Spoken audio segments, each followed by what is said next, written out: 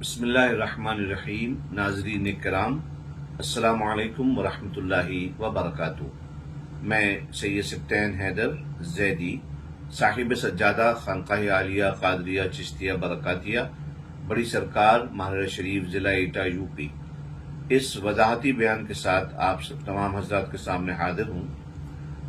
میں نے تھوڑی دیر پہلے ایک صاحب نے مجھ کو یوٹیوب کا ایک ویڈیو بھیجا اور ایک تحریر بھیجی جس میں لکھا گیا ہے کہ آج جھانسی میں دلہن پیلیس اناؤ گیٹ پہ جو ہال کے اندر جو ایک مکالمہ ہوا، جو ایک مناقشہ ہوا دو فریقوں کے درمیان، اہل سنت کے دو فریقوں کے درمیان، تو اس کے اندر یہ بات پھیلائی جا رہی ہے کہ اس میں سے ایک فریق کو نے توبہ کری اور ان کے اوپر تجدید ایمان وغیرہ کا حکم لگا کیونکہ ان کے عقائد خراب تھے. حقیقت یہ ہے، معاملہ یہ ہے کہ تھوڑے دنوں پہلے، تقریباً ایک دن پہلے، یہاں کے جھانسی کے احباب نے مجھ کو بتایا کہ دو گروہ کے درمیان یہاں پر ایک تنازع چل رہا ہے کئی دنوں سے، اور اس سلسلے میں لوگ مناظرے کی باتیں کر رہے ہیں. تو میں نے ان سے یہ کہا کہ ملک کے حالات خراب ہیں اور اس وقت اس بات کی کوئی ضرورت نہیں ہے کہ ہم لوگ آپسی تصادم کو گھر سے باہر آنے دیں. گھر کے اندر بیٹھ کر اس کو آسانی کے ساتھ شریعت کی روشنی میں ہم لوگ سلجھا سکتے ہیں. چنانچہ میں نے ان لوگوں نے مجھ سے کہا کہ 22 تاریخ کو حضرت ہم لوگوں نے یہ مناظرہ رکھا ہے. میں نے کہا خیر مناظرہ ایک طرف ہے، ہم جو ہیں انشاءاللہ تعالی حاضر ہو جائیں گے دونوں فریقوں سے ملنے کے لیے. دونوں ہمارے سنی بھائی ہیں، دونوں سے ملنے کے لیے، اور ملنے کے بعد ہم دونوں کو اس بات کی کوشش کریں گے کہ وہ لوگ سمجھیں کہ از روئے شرع، شریعت کی روشنی میں انہیں کیا کرنا چاہیے اور کس قسم کے نظریات رکھنا چاہیے. چنانچہ ہم وہاں پہنچے اور ہم نے وہاں پہ جو فریق مخالف تھا ایک، انہوں نے اس بات کا بڑا اصرار کیا کہ انہیں مناظرہ کرنا ہے اور انہیں مناظرہ کرنے کے لیے بلایا گیا ہے. بہرحال گفتگو کافی لمبی ہوئی، اس کے لیے ویڈیو اویلیبل ہے اور میرے خیال سے فریق مخالف ہی اس ویڈیو کو جلد شائع کرے گا، تو اس میں آپ دیکھ لیجئے گا. ہم تو دعویٰ ایسا نہیں کرتے کہ ہم اپنی طرف سے کوئی ویڈیو شائع کرنے والے ہیں اس مناظرے کا.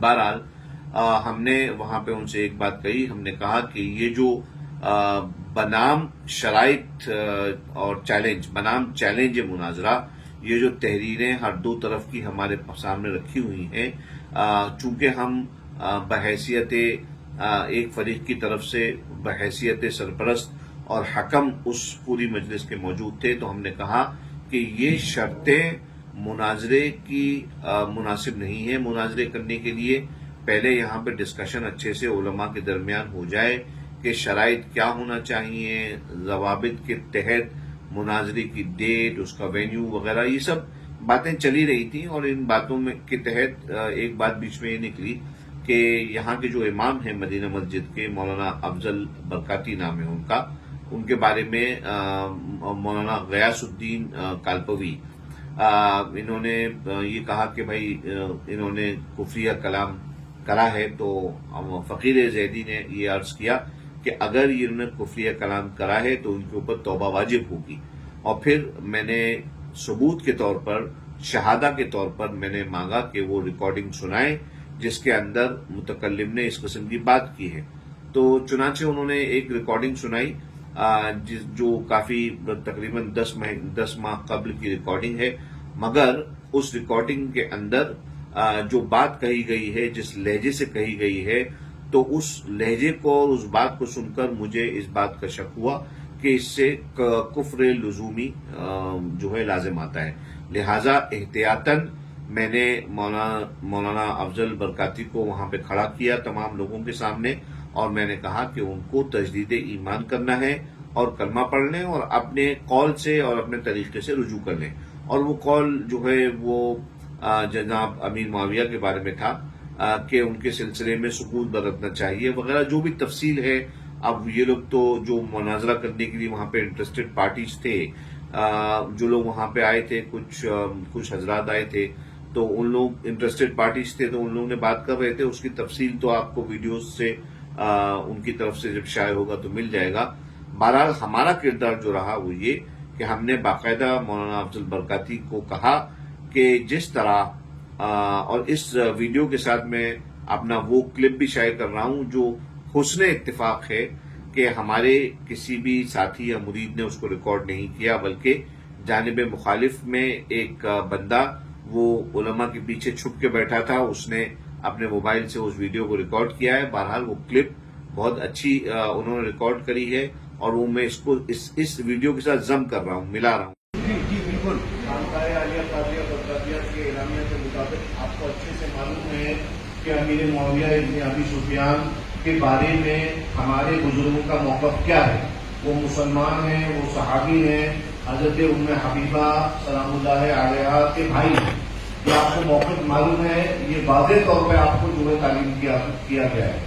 اور آپ نے یہ جو بیان ابھی کیا ہے آپ نے، اس سے صاف ظاہر یہ ہو رہا ہے کہ آپ بزرگوں کے موقف کے خلاف آپ نے کام کیا، آپ نے بات کری. لہذا میں آپ سے یہ گزارش نہیں بلکہ آپ کو یہ حکم دیتا ہوں کہ آپ فوراً تصدیق ایمان کریں، کلمہ پڑھیے، اور اس کے بعد جو ہے نا انشاءاللہ پھر بعد میں تجدید نکاح وغیرہ جو بھی ہے وہ ہم مراسم جو ہے وہ ادا کریں گے. ان کو مائک دو ان کو. اور تمام اہل سنت جو ہیں وہ اس بات کے گواہ ہیں کہ الحمدللہ رب العالمین ایک مسلمان اپنے جو ہے کیے پر پچھتاتا ہے، دل سے پچھتاتا ہے اور پھر اللہ کی طرف رجوع لے جاتا ہے. کلمہ پڑھیے. پڑھیے. آمنت باللہ وملائکتہ وکتبہ ورسلہ والیوم الآخر. اس کو ساتھ میں تاکہ حاضرین اس بات کا اندازہ لگا سکے کہ فقیر زیدی الحمدللہ میرا یہ طریقہ ہے کہ غلطی پر اگر اپنا بھی ہو تو اس پر ہم حجت نہیں کرتے، ہم ان کا بیجا ڈیفینس نہیں کرتے، بلکہ ہم ان کی غلطی کو ان کے سامنے جو ہے سامنے رکھتے ہیں اور ان سے ہمیشہ ہم نے درخواست کی ہے اور ان سے کہتے ہیں کہ آپ رجوع کریے. چنانچہ میں نے مولانا افضل برکاتی سے وہاں پہ کلمہ پڑھوایا، ایمان مجمل اور مفصل پڑھوایا، اور پھر میں نے ان سے کہا کہ آپ اپنے قول سے رجوع کریے. اور بحمدہ تبارک و تعالیٰ انہوں نے کشادہ قلبی کا اظہار کیا. اظہار کرنے کے بعد انہوں نے جو ہے وہ کلمہ پڑھا اور تمام حاضرین کو گواہ بنا کر اپنے رجوع پر انہوں نے گواہ بنایا. یہ سب ہو جانے کے بعد چونکہ اب میں تو خیر مسلمان ہونے کے ناطے ہر ایک پر حسن ظن رکھتا ہوں، مگر لوگ مزید شکلیں نکالنے لگے کہ اب ان کو فلانے کو کے سامنے انہوں نے کہا ہے تو ان کو توبہ کرنا چاہیے اور توبہ کروانا چاہیے. تو ہم نے ان سے یہ کہا کہ یہ چیز شائع اور ضائع ہے. یعنی آج یہاں پہ جو آپ لوگ ریکارڈ کر رہے ہیں یہ چیز شائع ہوگی، یہ چیز پبلش ہوگی، اور اس کو دیکھ کر جن لوگوں نے افضل برکاتی کی اس خطا میں ہاں ملائی ہے تو وہ جو ہیں وہ لوگ توبہ کر لیں گے. مگر وہاں پہ بات طول پکڑ رہی تھی تو ہم نے ان سے یہ کہا کہ بھائی اب معاملہ یہاں پہ طے ہو گیا، اور اس بات پر حسن اتفاق کیے کہ اس بات پر مولانا اختر علیمی جو غالباً بستی میں کسی ادارے کے میں ٹیچر ہیں، اسسٹنٹ ٹیچر ہیں، معاون، تو وہ بھی موجود تھے وہاں پر، اور انہوں نے اس بات کی تائید کری اور انہوں نے کہا کہ ہاں اصلاح کرنا چاہیے اور اس لوگ جو ہیں اصلاح پکڑیں اور اس معاملے کو بحسن و خوبی جو ہے اپنے ان کے جو کلام کا مفہوم تھا وہ یہ تھا کہ انہوں نے الحمدللہ ہماری تائید کری جو ہم شروع سے کہہ رہے تھے کہ صاحب اصلاح کریں دونوں طرف، شریعت کی روشنی میں جو بھی غلطی پر ہو وہ اپنی بات سے رجوع کر لے، اس میں کوئی آگ نہیں محسوس ہونا چاہیے.